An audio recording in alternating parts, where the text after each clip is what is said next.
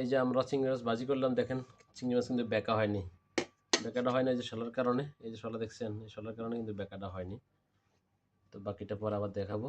বিসমিল্লাহির রহমানির রহিম। আজকে আমরা চিংড়ি মাছ ভাজি করব, তাই চিংড়ি মাছ ভাজলে বেঁকা হয়ে যায়, সেই জন্য আমরা নতুন টেকনিক করতেছি।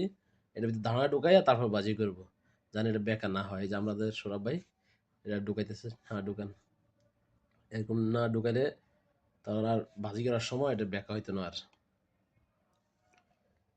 মানুষের হাড্ডি ভাঙে যে এরকম হাড্ডি জোড়া দেয় ওইভাবে।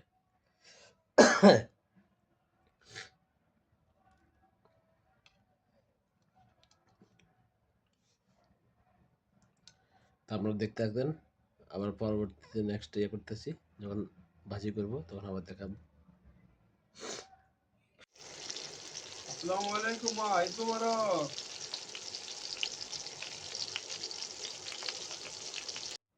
এই যে আমরা চিংড়ি মাছ ভাজি করলাম, দেখেন চিংড়ি মাছ কিন্তু বেঁকা হয়নি। বেঁকাটা হয় না এই যে শলার কারণে, এই যে শলা দেখছেন, এই শলার কারণে কিন্তু বেঁকাটা হয়নি। তো বাকিটা পরে আবার দেখাবো।